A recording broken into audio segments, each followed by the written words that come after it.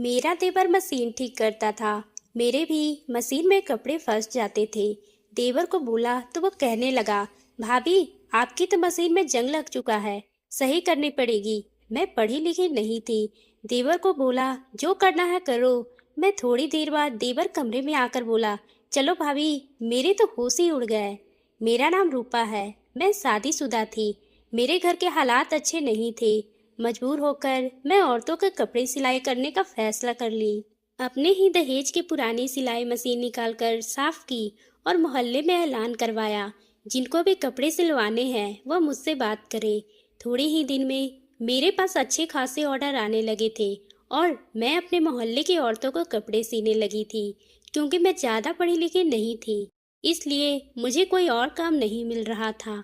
कपड़े सीने की वजह से घर में औरतों से भरा रहता था। एक औरत घर से कपड़े देने आई तो दूसरे कपड़े लेने के लिए आ जाती थी।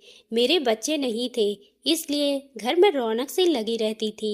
इसके साथ साथ मुझे पैसे भी मिल जाते थे। मेरा सिलाई मशीन का काम अच्छा चल पड़ा। धीरे धीरे दूर से औरतें मेरे पास कपड़े सिलवाने के लिए आने लगी। ऐसे ही मेरे लिए इतने सारे कपड़े सिलाई करना मुश्किल हो गया था। मेरा काम दिन पर दिन बढ़ने लगा था, मगर मेरे कंधे मशीन पे बैठे बैठे थक चुके थे। इसलिए मैंने मोहल्ले की 6 लड़कियों को अपनी मदद के लिए रख लिया था। इस काम के बदले मैं उन लड़कियों को काम भी सिखाती थी और थोड़े बहुत पैसे भी दे देती थी। इसलिए वो सारी अपनी अपनी मशीन लेकर मेरे घर आकर काम करने लगी। कुछ तो बिल्कुल कम उम्र की थी, इसलिए कुछ दिनों तक उन लोग को मशीन चलाना सिखाती रही। और जब उनका हाथ मशीन पे बैठ गया तो मैंने उन्हें कपड़े सिलने के लिए भी देने लगी। मगर कुछ लड़कियां तो अभी भी सिलाई मशीन चलाने ठीक से नहीं आया था। वो कपड़ा मशीन में ही फंसा देती थी। किसी के हाथ में सुई चुभ जाती तो कोई मशीन के तांगे ही खराब कर देती। रोज रोज उनकी मशीन खराब होने लगी। एक दिन मैं उनमें से एक लड़की की मशीन खराब हो गई थी। सिलाई मशीन में कपड़ा फंस गया था। मैंने उस लड़की की मशीन खुद से ठीक करने की बहुत कोशिश की, मगर मशीन ठीक ना हुई। मजबूरन मैंने उस लड़की को छुट्टी दे दी और कहा, अपनी सिलाई मशीन ठीक करवा कर ले आओ। आज तुम जल्दी से घर चली जाओ। और लड़की भी जाने लगी। मगर उसी वक्त मेरा देवर खाना खाने के लिए घर आ गया। मैं किचन में जाकर उसके लिए खाना गर्म करने लगी। तभी मैं खिड़की से देवर को देखा। वो उस लड़की से पूछ रहा था कि तुम छुट्टी करके घर क्यों जा रही हो। देवर की बात पर लड़की कहने लगी, मेरी सिलाई मशीन का कपड़ा फंस गया था, इसलिए मेरी मशीन खराब हो गई है। भाभी ने छुट्टी दे दी है। कल किसी सिलाई मशीन ठीक करवाऊंगी, तब कपड़े सीने आऊंगी। लड़की की बात सुनकर मेरा देवर कहने लगा, अरे ये क्या बात हुई। बाहर में मशीन ठीक करवाने की क्या जरूरत है, जब घर में बंदा बैठा हुआ है। लड़की देवर की बात सुनकर एकदम से रुक गई और कहा, अगर तुम मेरी मशीन ठीक कर दो तो तुम्हारी बहुत मेहरबानी होगी। लड़की के बात पर मेरा देवर मशीन चेक करने लगा और कहने लगा, मैं तुम्हारी सिलाई मशीन में तेल डाल देता हूँ। तुम्हारी मशीन में बहुत ही जंग लग चुका है, ठीक से खोलनी पड़ेगी। देवर की बात पे लड़की हैरानी से देखने लगी, मतलब तुम मेरी सिलाई मशीन ठीक नहीं कर सकते। लड़की के पूछने पर देवर हंस पड़ा और कहने लगा, नहीं भाई, इस काम में तो मैं माहिर हूँ। लड़की खुश हो गई और पास ही बैठ गई और मेरे देवर से कहने लगी, अभी मुझे एक सूट सिलाई करना है, जल्दी कर दो प्लीज। लड़की के बात पे देवर कहने लगा, ये सिलाई मशीन मेरे कमरे में ले आओ, मैं वहीं बैठकर करूँगा।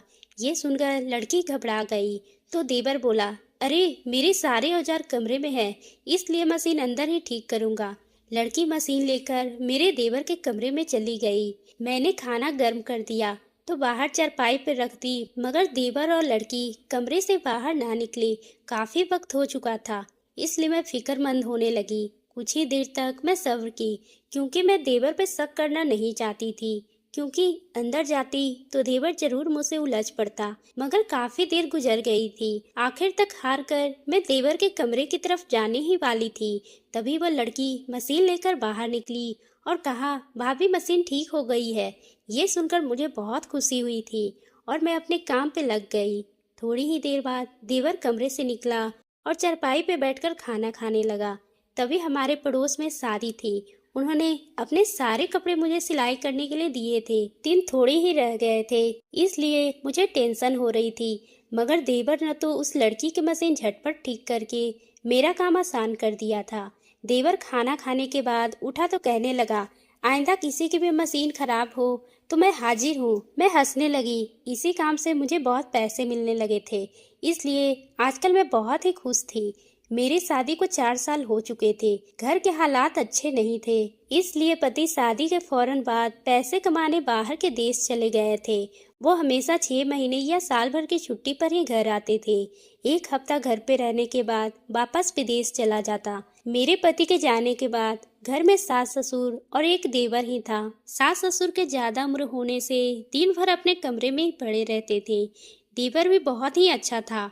उसकी उम्र 20 साल की थी, मगर उसने कम उम्र होने के बावजूद अपनी दुकान खोली थी, जहां वह सभी तरह के मशीन ठीक करने का काम करता था।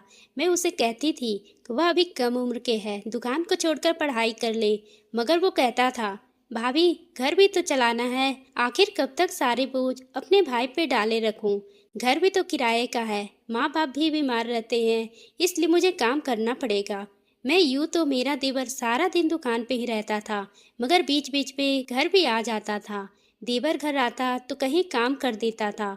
मेरे पास आने वाली लड़कियां भी मशीन आए दिन खराब हो रहती थी, इसलिए देवर को कहती तो वह फौरन से ठीक कर देता था। एक दिन मैं कपड़े सिलाई कर रही थी, फिर से इस लड़की की मशीन खराब हो गई। मुझे गुस्सा आ गया। मैं उसे डांट दी, इतनी बड़ी हो गई हो, इतने दिनों से मैं तुम्हें सिलाई सिखा रही हूँ, मगर अभी तक तुम्हें सिलाई करना नहीं आया। मेरा गुस्सा करने पर वो रोने लगी। मैंने भी कह दिया, अपनी मशीन उठाओ, अपने घर जाओ। मगर इस वक्त मेरा देवर घर आ गया था। लड़की को रोते हुए देखा तो कहने लगा, अरे भाभी ये क्यों रो रही है। मेरा देवर आसपास के सभी लड़कियों को जानता था, इसलिए उन सब से फ्री होकर बात कर लेता था। उस लड़की ने मेरा बहुत दिमाग खा लिया है, ये जानबूझ के मशीन खराब कर देती है। मेरी बात पे देवर मुस्कुराने लगा। अरे मैं परेशान हूँ और तुम हंस रहे हो। मैं गुस्से में थी, इसलिए देवर को भी डांट दी। वो कहने लगा, भाभी इसका कोई कसूर नहीं है, आजकल के मशीन ही जल्दी खराब हो जाती है, आजकल जो हर चीज लोकल है। देवर की बात पे मैं उसे घूरने लगी। उसने झट से मोबाइल निकाला और कहने लगा, भाभी भाई ने कॉल की थी, आप मेरे भाई से बात कर ले, आपका गुस्सा दूर हो जाएगा। पति के जिक्र पे मैं शांत हो गई। मेरा देवर बड़ा ही शरारती था, मुझे छेड़ने से बाज नहीं आता था, मगर सच तो ये था कि मैं कई दिनों से मेरे पति से मुझसे बात नहीं की थी, क्योंकि शायद वो बिजी थे। इसलिए रोज देवर से कहती थी कि मुझे कॉल मिला दो ताकि मैं तुम्हारे भाई से बात कर लूं, मगर देवर हर बार कहता, भाभी आज पैसे नहीं है, कॉल कल कर दूंगा। मगर इस बात कई दिन हो गए थे, मगर आज मेरे देवर ने मुझे मोबाइल पकड़ाया तो मैं ये सब भूल गई। देवर से मोबाइल ले ली और अपने कमरे में आ गई। मुझे अपने पति से जरूरी बातें करनी थी, कितने दिनों से बात नहीं हो पाई थी, इसलिए मुझे 15 से 20 मिनट लग गए थे। मैं कॉल काटने ही लगी थी कि पति कहने लगे, माँ बाप से भी बात करवा दो। मैं मोबाइल उनके कमरे में ले गई और अपने पति की बात सास ससुर से भी करवा दी। वह भी खुश हो गए। बाहर निकली तो देवर बाहर नहीं था। वह लड़की कहने लगी, वह तो अभी पायल की मशीन ठीक कर रहे हैं। उसने मेरे कमरे की तरफ इशारा किया तो मुझे हैरत हुई, क्योंकि अभी तक वो दोनों अंदर थे, मगर वो मेरे जाने से पहले कमरे से निकल आए थे।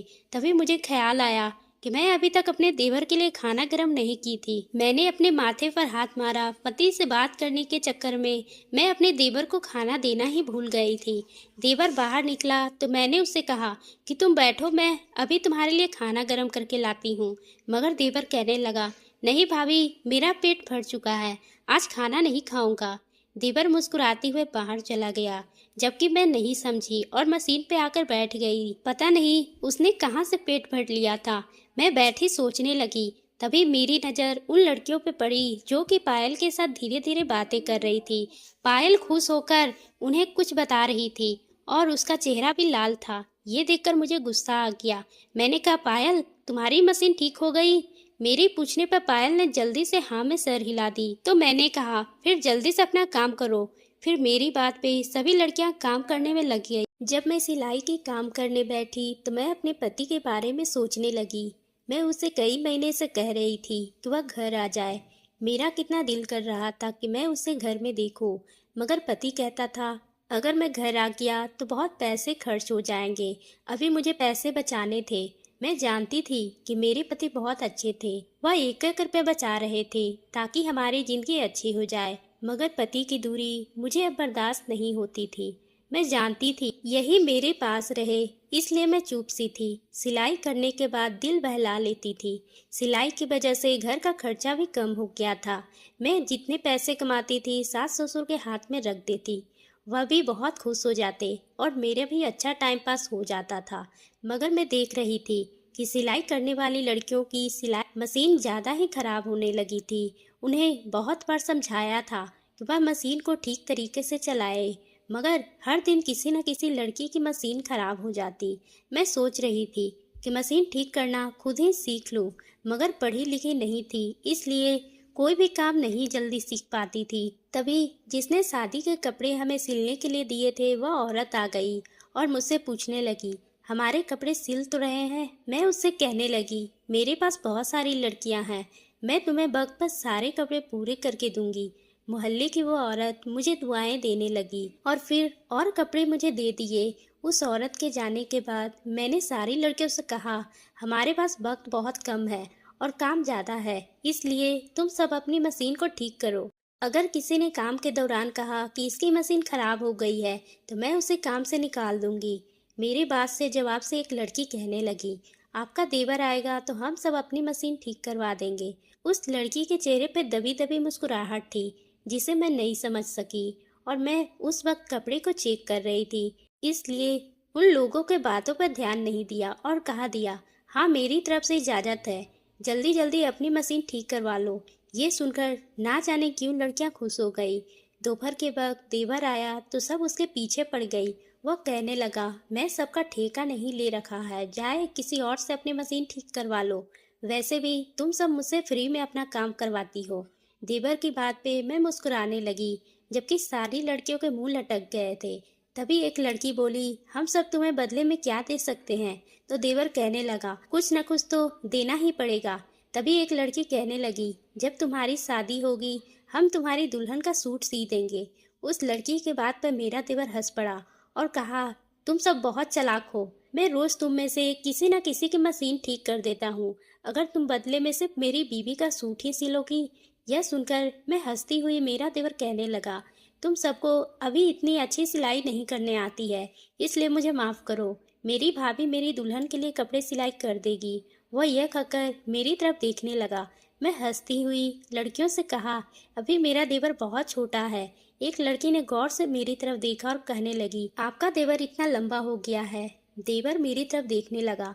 मेरी भाभी के जवाब क्या देती है, इसे उन सब बातों में मजा आ रहा था, मगर मैं जानती थी कि मेरा देवर अभी बहुत कम उम्र का था, बीवी बच्चों की जिम्मेदारी नहीं उठा सकता था, और वैसे भी हमारे घर के हालात अच्छे नहीं थे। शादी तो मेरे पति ने भी की थी, मगर खराब हालत की वजह से उसे मुझसे दूर रहना पड़ा। इसलिए मैं नहीं चाहती थी कि देवर की बीवी भी अकेली रहे। इसलिए मैंने उन लड़कियों से कहा, लंबा हो गया है तो इसका ये मतलब नहीं कि उसकी शादी कर दे। शादी के लिए और भी बहुत सारी चीज़ों की ज़रूरत होती है, इसलिए अब इसकी शादी 5 साल बाद करेंगे। ये सुनकर मेरा देवर चुपचाप होकर कमरे में चला गया। सारी लड़कियों ने मैंने कहा, जल्दी से अपना काम करो, तब जाकर मैं देवर का खाना गर्म कर लूँ। ये कहकर मैं किचन में जाकर अपना खाना गर्म करने लगी। अब सारी लड़कियां मेरे देवर के कमरे में जाने लगी। पता नहीं देवर अंदर जाके क्या जादू करता था, सबकी मशीन एकदम ठीक कर देता था। उस दिन भी मेरे देवर ने सारी लड़कियों की मशीन ठीक कर दी थी, फिर अपनी दुकान पे चला गया। अगले ही दिन मुझे बहुत सारा काम करना था, इसलिए किसी लड़की को उठने नहीं दी, और इस दिन मेरा देवर भी घर पर नहीं आया था। कपड़े बहुत सारे थे, इसलिए मैं खुद भी बिजी थी। मैंने सोच लिया था जल्द काम खत्म होते ही मैं अपने मायके चली जाऊंगी। कितने दिनों से मैं अपने मायके नहीं गई थी, लेकिन मैं उस वक्त परेशान हो गई जब अचानक मेरी मशीन खराब हो गई। कपड़ों का ढेर पड़ा हुआ था और मैं नहीं चाहती थी कितने कीमती सूट मेरी लड़कियां सिलाई करे, तब क्योंकि उनके हाथ इतनी सफाई नहीं थी। मगर मेरी मशीन सुबह सवेरे ही खराब हो गई। लड़कियां ने मुझे परेशान देखा तो कहने लगी, भाभी आप इतनी फिक्र क्यों कर रही है, आपका देवर मौजूद है, वो आपकी मशीन ठीक कर देगा। यह कहकर वो लड़की वापस बातें करने लगी। मैं समझ नहीं पाई थी। मैं कई दिनों से देख रही थी, सारा दिन देवर घर पर नहीं होता था। मगर जैसे ही मेरा देवर दोपहर का खाना खाने घर पर आता था और लड़कियों को जैसे ही पता लग जाता, सारी की सारी लड़कियां काम छोड़कर बहाने बहाने से उसे देखने लगती थी। इससे पहले मेरा काम बहुत ही ज़्यादा था, इसलिए मैंने इस बात पर ज़्यादा ध्यान नहीं दिया। मगर जब से मेरा देवर उन लड़कियों की मशीन ठीक करके देने लगा था, ये लड़कियां काम के बाद मेरे घर आती थी और कोई न कोई खाने की चीज दे जाती थी। पहले मुझे ये लगा था कि ये सब चीज मेरे लिए लाती है, मगर अब मुझे एहसास हुआ कि वह सारी चीजें मेरे देवर के लिए लाती थी।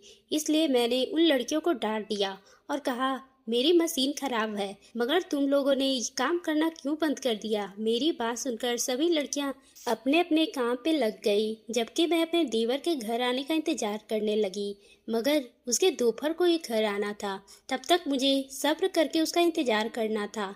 ना मेरे पास मोबाइल था और ना ही मैं मोबाइल चलाने जानती थी। मैं उस वक्त फ्री बैठी थी। मैं किचन में जाकर सब्जी उठाई और लड़कियों के पास आकर बैठकर काटने लगी। कान में कहते सुना कि काश भाभी के बजाय आज मेरी मशीन खराब हो जाती। उसकी आवाज़ सुनकर दूसरी लड़की मुझे चुप कराकर हंसने लगी, जबकि मैं नहीं समझ सकी। पायल का चेहरा देखने लगी, जहाँ एक अजीब सी हसरत थी। तभी मुझे याद आया कि इससे पहले पायल की मशीन खराब हुई थी और मेरे देवर ने उसकी मशीन अपने कमरे में क्यों ठीक की थी। इस बात ने मुझे अब हैरान कर दिया था। शायद उस वक्त मैं फ्री बैठी थी। दोपहर होते ही मेरा देवर घर आ गया। मैं उसके बेसब्री से इंतजार कर रही थी, इसलिए देवर ने जैसे ही घर में कदम रखा, मैंने कहा, आज तुम्हारी भाभी की मशीन खराब हो गई है, जल्दी से चेक करो। मैं इस तरह इशारा की।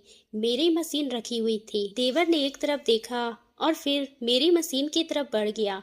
मैंने कहा, इससे पहले मेरी मशीन अच्छी बनी हुई थी, मगर आज सुबह ही खराब हो गई। मेरी मशीन में कपड़ा फंस जाता है। मेरा देवर मशीन ठीक करता था। उसने मेरी मशीन चला कर देखा, मशीन अभी कपड़ा फंसा था। देवर कहने लगा, भाभी मशीन पूरी खोलनी पड़ेगी। मुझे इस बातों की ज़्यादा समझ नहीं है, इसलिए जो भी करना है जल्दी करो, क्योंकि मुझे बहुत सारे कपड़े सिलाई करने हैं। देर हो गई तो मोहल्ले की औरतें दोबारा मेरे पास कपड़े नहीं देगी। मेरी बात के जवाब में मेरा देवर कहने लगा, भाभी आप अपने देवर के होते हुए टेंशन क्यों ले रही हो, मैं अभी इसे ठीक कर देता हूँ। ये कहकर देवर मेरी मशीन के पुर्जे ठीक करने लगा। थोड़ी ही देर बाद देवर कहने लगा, भाभी यहाँ पर ठीक नहीं होगी, इसे मेरे कमरे में ले चलो। देवर की बात पे मैं चौंक कर उसे देखने लगी। अंदर ऐसा क्या है जो बाहर नहीं है। मेरे पूछने पर देवर घबरा गया और कहने लगा, भाभी मैंने पहले ही बताया है कि अंदर कमरे में मेरे सारे औजार रहते हैं। देवर की बात पर मैंने कहा, मैं तुम्हारे सारे औजार बाहर ले आती हूँ। मेरी बात पे देवर कहने लगा, भाभी वह सारे औजार बहुत भारी हैं, आप उसको अकेले नहीं उठा सकती। मगर मशीन ठीक करवानी है तो मेरे कमरे में लेकर आ जाओ, वरना मैं ठीक करके नहीं दूंगा। ये सुनकर मैं घबरा गई, क्योंकि मुझे आज हर हाल में अपनी मशीन ठीक करवानी थी। इसलिए मैं मजबूर होकर देवर की बात मान ली और अपनी मशीन लेकर देवर के कमरे में आ गई। मगर वहां जाकर उसने एक ऐसी बात कह दी जिसे सुनकर मेरे होश उड़ गए। मैं जल्दी से अपने सास ससुर के कमरे में आ गई, उन्हें ये सब बात बता दी। मेरी बात सुनकर वह कहने लगे, बच्चा है इसलिए ऐसी बात कह दिया होगा, हम उसे समझाएंगे। मगर मैं अपने सास ससुर से कहा कि आपका बेटा बच्चा नहीं है, बल्कि जवान हो चुका है। इससे पहले कि वह कोई गलती कर दे, इसे उसकी शादी करवा देनी चाहिए। मगर सास कहने लगी, उसके लिए लड़की कहाँ से लाएंगे। मैंने कहा, आप उसकी फिक्र छोड़ दे, आप जिसको बच्चा कर रहे हैं वो पहले से ही लड़की पसंद कर चुका है। मैं पायल के बारे में सास ससुर को बताई तो वह हैरान परेशान मुझे देखने लगी। अगले ही दिन मेरे सास ससुर ने देवर से पायल की शादी के बारे में पूछा। वह तो जैसे इस लम्हे का ही इंतजार कर रहा था। उसने खुशी से नजरों में मेरी तरफ देखा और फौरन से शादी के लिए हाँ कर दी। कुछ दिनों बाद पायल के घर अपने तेवर का रिश्ता लेकर गई। उसके घर वालों ने भी इनकार नहीं किया और 6 महीने के अंदर मेरे देवर की शादी हो गई। पायल दुल्हन बनकर हमारे घर आ गई थी तो हम दोनों मिलकर कपड़े सिलाई करने लगे और यूं हमारे घर की आमदनी दुगनी हो गई। तो दोस्तों, आपको ये कहानी कैसी लगी? अगर पसंद आई हो तो आप मेरे चैनल को सब्सक्राइब करना ना भूलें।